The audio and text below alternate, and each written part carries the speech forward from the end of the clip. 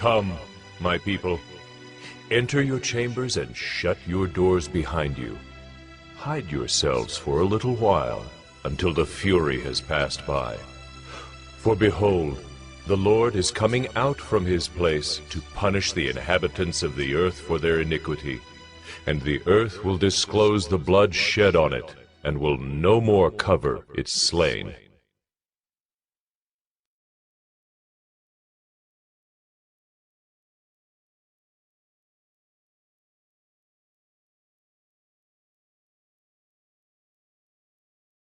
Isaiah 27. In that day the Lord with his hard and great and strong sword will punish Leviathan, the fleeing serpent, Leviathan, the twisting serpent. And he will slay the dragon that is in the sea. In that day... A pleasant vineyard, sing of it! I, the Lord, am its keeper. Every moment I water it. Lest anyone punish it, I keep it night and day. I have no wrath. Would that I had thorns and briars to battle. I would march against them. I would burn them up together. Or let them lay hold of my protection. Let them make peace with me.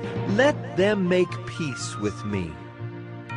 In days to come, Jacob shall take root. Israel shall blossom and put forth shoots and fill the whole world with fruit. Has he struck them as he struck those who struck them? Or have they been slain as their slayers were slain? Measure, by exile you contended with them. He removed them with his fierce breath in the day of the east wind. Therefore, by this the guilt of Jacob will be atoned for, and this will be the full fruit of the removal of his sin, when he makes all the stones of the altars like chalk stones crushed to pieces. No Asherim or incense altars will remain standing. For the fortified city is solitary, a habitation deserted and forsaken like the wilderness. There the calf grazes, there it lies down and strips its branches. When its boughs are dry, they are broken. Women come and make a fire of them. For this is a people without discernment. Therefore he who made them will not have compassion on them. He who formed them will show them no favor.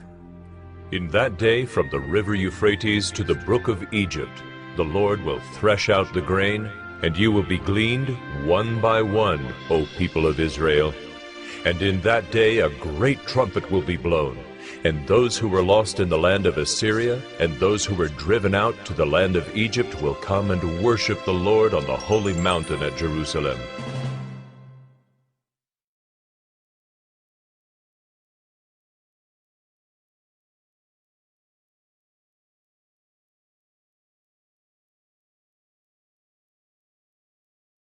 Isaiah 28. Ah, the proud crown of the drunkards of Ephraim, and the fading flower of its glorious beauty, which is on the head of the rich valley of those overcome with wine. Behold, the Lord has one who is mighty and strong, like a storm of hail, a destroying tempest, like a storm of mighty, overflowing waters. He casts down to the earth with his hand. The proud crown of the drunkards of Ephraim will be trodden underfoot, and the fading flower of its glorious beauty, which is on the head of the rich valley, will be like a first-ripe fig before the summer. When someone sees it, he swallows it as soon as it is in his hand. In that day the Lord of hosts will be a crown of glory, and a diadem of beauty to the remnant of his people, and a spirit of justice to him who sits in judgment, and strength to those who turn back the battle at the gate. These also reel with wine and stagger with strong drink. The priest and the prophet reel with strong drink. They are swallowed by wine. They stagger with strong drink. They reel in vision. They stumble in giving judgment. For all tables are full of filthy vomit, with no space left. To whom will he teach knowledge, and to whom will he explain the message? Those who are weaned from the milk, those taken from the breast?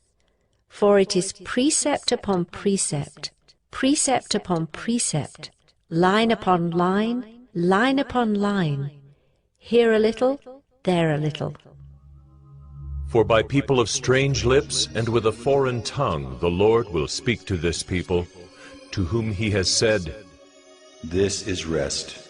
Give rest to the weary, and this is repose. Yet they would not hear. And the word of the Lord will be to them precept upon precept, precept upon precept, line upon line, line upon line, here a little, there a little, that they may go and fall backward, and be broken, and snared, and taken. Therefore hear the word of the Lord, you scoffers who rule this people in Jerusalem, because you have said, We have made a covenant with death, and with Sheol we have an agreement. When the overwhelming whip passes through, it will not come to us, for we have made lies our refuge, and in falsehood we have taken shelter. Therefore, thus says the Lord God, Behold, I am the one who has laid as a foundation in Zion a stone, a tested stone, a precious cornerstone of a sure foundation. Whoever believes will not be in haste, and I will make justice the line, and righteousness the plumb line, and hail will sweep away the refuge of lies, and waters will overwhelm the shelter. Then your covenant with death will be annulled, and your agreement with Sheol will not stand. When the overwhelming scourge passes through, you will be beaten down by it. As often as it passes through, it will take you. For morning by morning it will pass through, by day and by night. And it will be sheer terror to understand the message. For the bed is too short to stretch oneself on, and the covering too narrow to wrap oneself in. For the Lord will rise up as on Mount Perazim, as in the valley of Gibeon he will be roused. To do his deed, strange is his deed, and to work his work, alien is his work. Now therefore do not scoff, lest your bonds be made strong. For I have heard a decree of destruction from the Lord God of hosts against the whole land. Give ear and hear my voice. Give attention and hear my speech. Does he who plows for sowing plow continually? Does he continually open and harrow his ground? When he has leveled its surface, does he not scatter dill, sow cumin, and put in wheat in rows, and barley in its proper place, and emmer as the border? For he is rightly instructed, his God teaches him. Dill is not threshed with a threshing sledge, nor is a cartwheel rolled over cumin. But dill is beaten out with a stick, and cumin with a rod. Does one crush grain for bread? No, he does not thresh it forever. When he drives his cartwheel over it with his horses, he does not crush it. This also comes from the Lord of hosts. He is wonderful in counsel and excellent in wisdom.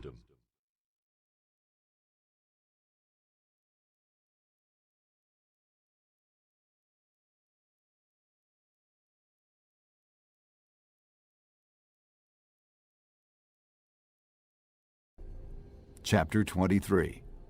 Paul looked straight at the Sanhedrin and said, My brothers, I have fulfilled my duty to God in all good conscience to this day. At this, the high priest Ananias ordered those standing near Paul to strike him on the mouth. Then Paul said to him, God will strike you, you whitewashed wall. You sit there to judge me according to the law, yet you yourself violate the law by commanding that I be struck. Those who were standing near Paul said, You dare to insult God's high priest? Paul replied, Brothers, I did not realize that he was the high priest. For it is written, Do not speak evil about the ruler of your people. Then Paul, knowing that some of them were Sadducees and the others Pharisees, called out in the Sanhedrin, My brothers, I am a Pharisee, the son of a Pharisee. I stand on trial because of my hope in the resurrection of the dead. When he said this, a dispute broke out between the Pharisees and the Sadducees, and the assembly was divided. The Sadducees say that there is no resurrection, and that there are neither angels nor spirits, but the Pharisees acknowledge them all.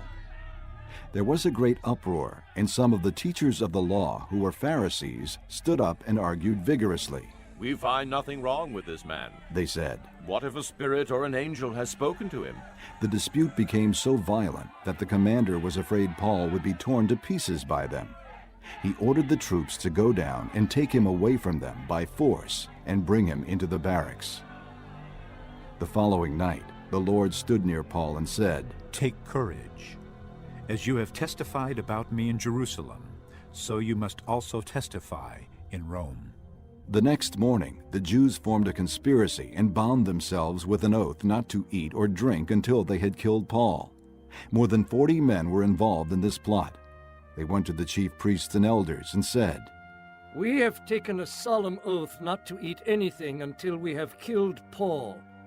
Now then, you and the Sanhedrin petition the commander to bring him before you on the pretext of wanting more accurate information about his case. We are ready to kill him before he gets here." But when the son of Paul's sister heard of this plot, he went into the barracks and told Paul. Then Paul called one of the centurions and said, "Take this young man to the commander. He has something to tell him." So he took him to the commander. The centurion said, "Paul, the prisoner, sent for me and asked me to bring this young man to you because he has something to tell you." The commander took the young man by the hand, drew him aside, and asked, "What is it you want to tell me?" He said, "The Jews have agreed to ask you to bring Paul before the Sanhedrin tomorrow on the pretext of wanting more accurate information about him. Don't give in to them, because more than 40 of them are waiting in ambush for him. They have taken an oath not to eat or drink until they have killed him. They are ready now, waiting for your consent to their request." The commander dismissed the young man and cautioned him. "Don't tell anyone that you have reported this to me." Then he called 2 of his centurions and ordered them, "Get ready a detachment of 200 soldiers, 70 horsemen, and 200 spearmen to go to Caesarea at 9 tonight. Provide mounts for Paul so that he may be taken safely to Governor Felix." He wrote a letter as follows: Claudius Lysias, to His Excellency Governor Felix, greetings. This man was seized by the Jews, and they were about to kill him. But I came with my troops and rescued him, for I had learned that he is a Roman citizen. I wanted to know why they were accusing him, so I brought him to their Sanhedrin.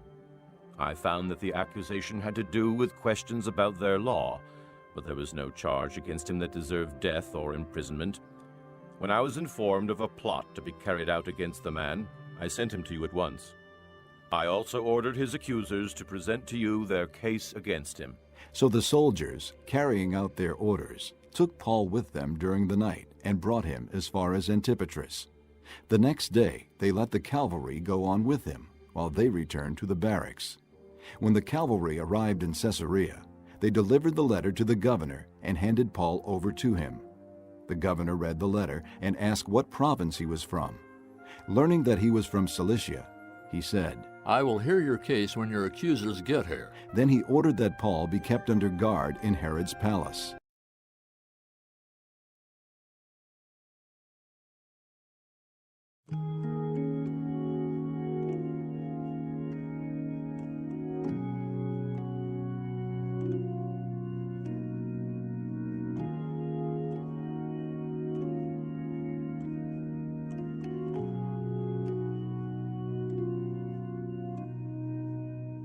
Rows and flows of angel hair and ice cream castles in the air and feather canyons everywhere. I've looked at clouds that way, but now they only block the sun. They rain and snow on everyone. So many things I would have done, but clouds guarding my way. I've looked at clouds from both sides now, from up and down, and still somehow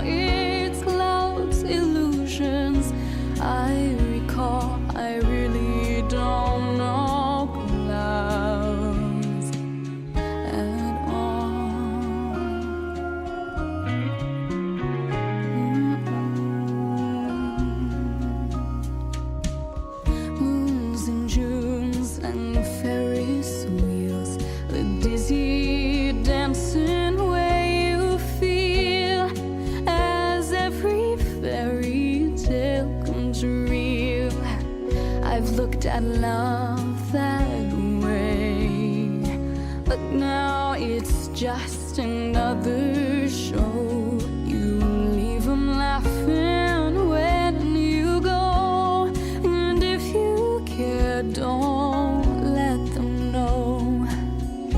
Don't give yourself away. I've looked at love from both sides now, from give and take, and still somehow it's love's illusions I recall. I really don't know love at all.